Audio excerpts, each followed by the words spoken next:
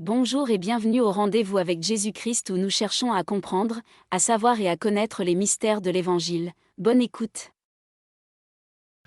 Nous vous saluons au nom puissant et glorieux de notre Seigneur et Sauveur Jésus-Christ. Que la paix de Jésus-Christ qui surpasse toute chose soit votre partage. Soyez bénis dans son amour au nom de Jésus. Nous sommes à notre programme, les rendez-vous avec Jésus-Christ. Au rendez-vous avec Jésus-Christ, nous cherchons à comprendre, à savoir et à connaître. Et à chaque rendez-vous, Dieu dans son amour nous accorde la révélation.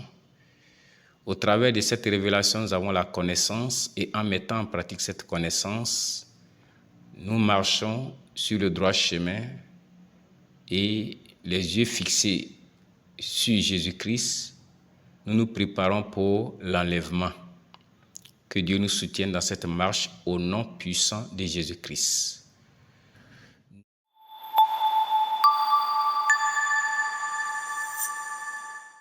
Comme vous le savez, lorsque Dieu a créé Adam et Ève, il les a créés dans une perfection totale. Ils étaient dans un corps glorieux. Mais à cause du péché, ils ont été livrés, à une condamnation de douleur et de souffrance. Et dans son amour infini, lorsque le Seigneur, de par Jésus-Christ, nous a sauvés, malgré que le Seigneur nous a donné la puissance, le pouvoir et l'autorité sur toute la puissance de l'ennemi, nous subissons dans notre corps physique des douleurs, des maux et même des malédictions. Et c'est en cela que le Seigneur veut nous éclairer sur, l'autel du péché. Communément, lorsqu'on parle de l'autel, on fait toujours référence aux idoles, aux adorations et aux œuvres démoniaques. Mais l'autel, comme nous devons le savoir, est un lieu ou un objet de rencontre entre l'homme et une divinité. Ainsi donc, lorsque nous référons à la parole face à ce qui s'est passé dans le jardin d'Éden, nous devons comprendre que le péché est un autel que nous bâtissons consciemment ou inconsciemment. Car lisons ce que la parole dit. Dans Genèse chapitre 3, verset 4 au verset 6, il est écrit « Alors le serpent dit à la femme, « Vous ne mourrez point, mais Dieu sait que, le jour où vous en mangerez, vos yeux s'ouvriront, et que vous serez comme des dieux, connaissant le bien et le mal. La femme vit que l'arbre était bon à manger et agréable à la vue, et qu'il était précieux pour ouvrir l'intelligence. Elle prit de son fruit, et en mangea, elle en donna aussi à son mari, qui était auprès d'elle, et il en mangea. » Que Dieu bénisse sa parole. Donc ici, si l'autel est un lieu de rencontre ou un objet de rencontre entre l'homme et la divinité, ici, il y a eu une rencontre. L'homme, ou particulièrement la femme, a rencontré l'esprit malin et a dialogué avec l'esprit. Donc il y a eu une communion.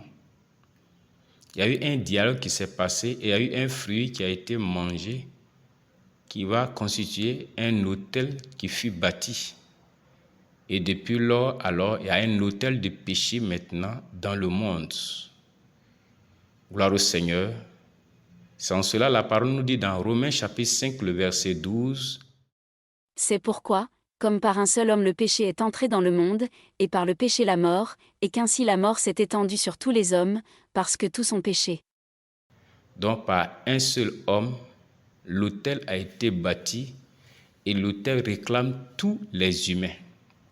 C'est ce que nous subissons aujourd'hui. Donc la réclamation de l'autel, la Bible nous fait comprendre clairement dans Proverbe 13, le verset 21, donc par un seul homme, l'autel a été bâti et l'autel réclame tous les humains. C'est ce que nous subissons aujourd'hui. Donc la réclamation de l'autel, la Bible nous fait comprendre clairement dans Proverbe 13, le verset 21, donc par un seul homme, l'autel a été bâti et l'autel réclame tous les humains. C'est ce que nous subissons aujourd'hui. Donc la réclamation de l'autel, La Bible nous fait comprendre clairement dans Proverbe 13, le verset 21, le malheur poursuit ceux qui pêchent. Donc quand je pêche, il y a une réclamation qui est faite par la poursuite. Et c'est un malheur qui me poursuit, ce n'est pas une bénédiction. Alléluia. C'est pourquoi nous devons comprendre cela parce que nous subissons étant chrétiens. Prenons la parabole du Seigneur concernant, le champ où l'ivraie a été semé.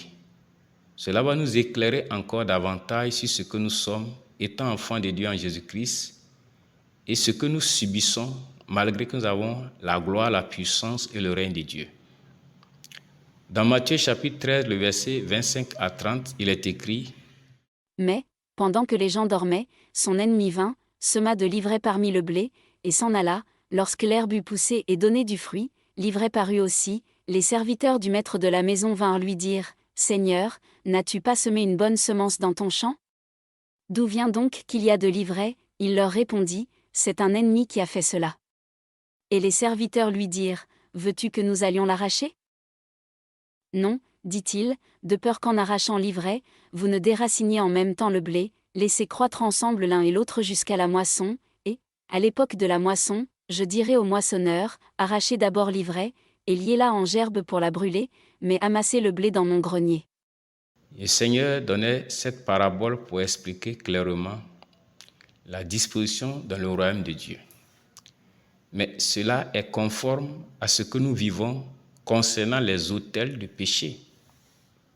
C'est-à-dire que pendant que les gens dormaient, l'ennemi vint semer l'ivraie parmi le blé. Alléluia. La Bible dit que nous sommes le champ de Dieu, l'édifice de Dieu, dans 1 Corinthiens 3, 9.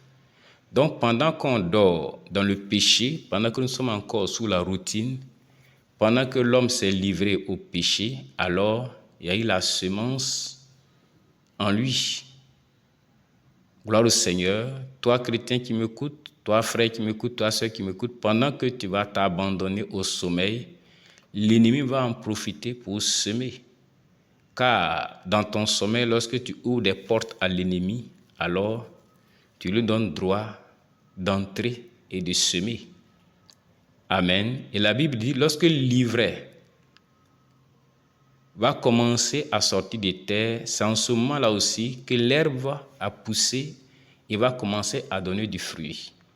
Lorsque tu t'es donné au Seigneur Jésus-Christ, tu as commencé à marcher avec lui. Tu as commencé à mener une vie conforme à la parole de Dieu. L'Esprit de Dieu conduit et tu te sens épanoui en Jésus-Christ.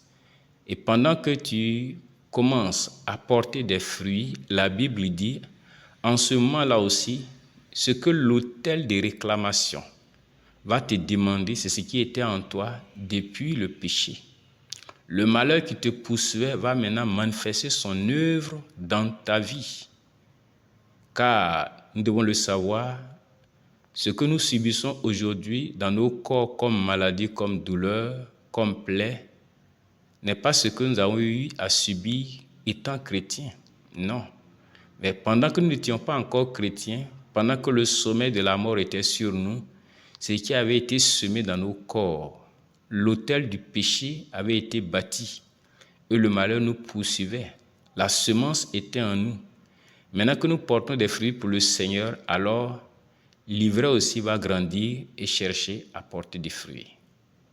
Pour ceux qui ont fait déjà les chants, ils savent un peu de quoi nous parlons et de ce que le Seigneur est en train de dire ici. Dans les champs, il arrive souvent que lorsque les mauvaises herbes poussent, il y a des herbes qu'on peut déraciner facilement sans détruire les bons plants. Mais il y a certaines herbes qui sont tellement attachées aux plants que si tu veux les déraciner, tu risques de détruire les bons plants.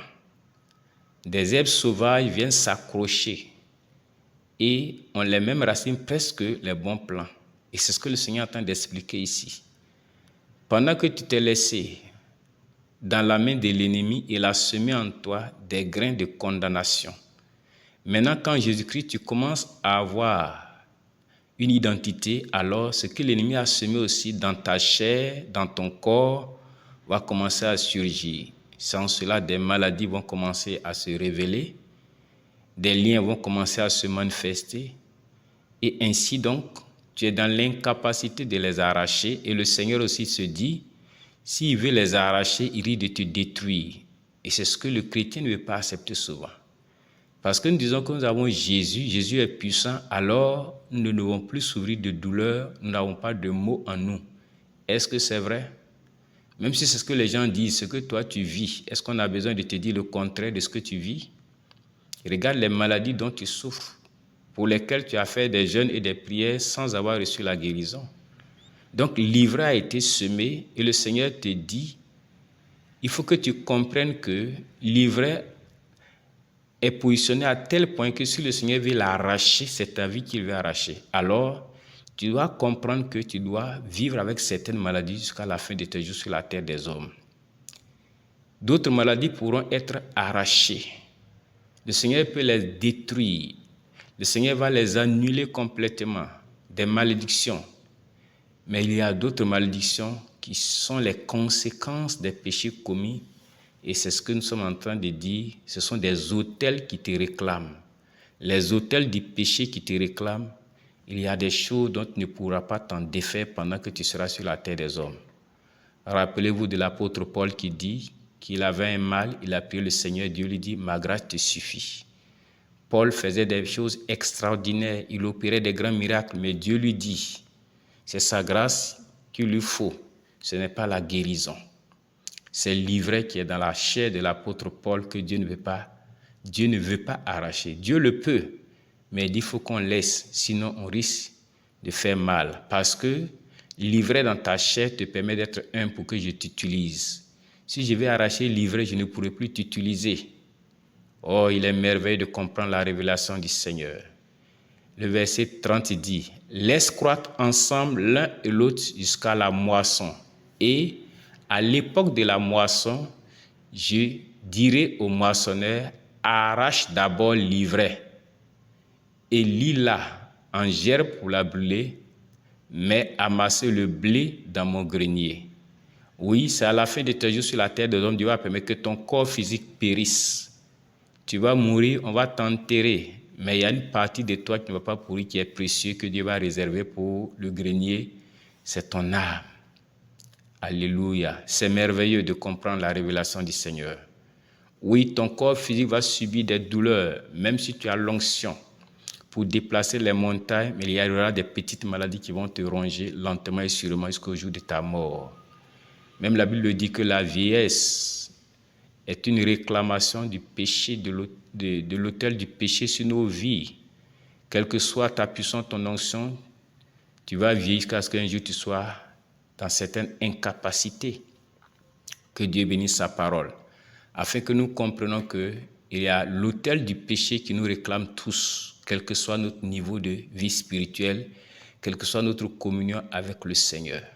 Il y a des maladies dont nous ne serons jamais guéris sur la terre des hommes. Malgré les prières que nous allons faire, malgré toutes les demandes que nous allons faire, car le Seigneur dit, il faut qu'on laisse croître l'ivraie et le blé pour ne pas détruire le blé. Que Dieu bénisse sa parole afin que nous puissions accepter ces révélations. Car le chrétien voit les choses de l'Esprit de Dieu face à face, mais il refuse de les accepter. Jésus est puissant, mais c'est le même qui a dit « laissez croître les deux », car il y aura un temps où on doit faire la part des choses, que le nom du Seigneur soit glorifié. Elle est vraie, ta parole, Seigneur, elle nous éclaire, elle nous amène à comprendre la réalité et la vérité du vécu spirituel pour savoir comment nous comporter sur la terre des hommes. Aide-nous à avoir toujours la connaissance et la révélation. Donne-nous de la pratiquer afin de demeurer, Seigneur, dans ton amour, car tu nous aimes et tu as dit que tout chose concourt au bien de ceux qui aiment Dieu. Merci, Seigneur, de continuer de te révéler à nous dans ton amour infini. Au nom puissant de Jésus-Christ, gloire et honneur te soient rendus pour ta parole. Amen. Nous espérons que vous avez été édifiés à travers cette méditation et que votre marche avec notre Seigneur sera dorénavant différente. N'oubliez pas de vous abonner et d'activer la cloche pour ne rater aucune de nos publications. Soyez abondamment bénis. Pour nous contacter sur WhatsApp, composez le 228 90 51 56 47.